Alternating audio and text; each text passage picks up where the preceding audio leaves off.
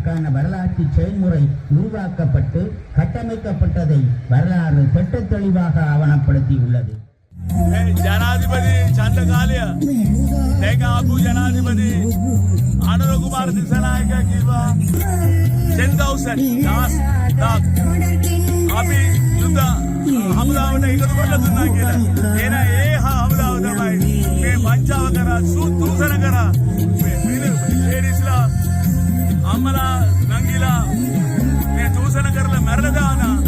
මේ කට්ටිය මෙච්චර මරලා දාපුවා අපේ ජනතාව මේක ඡන්ද දීලා තියෙනවා. ඒක වැරදි කියලා අපි කියන්නේ.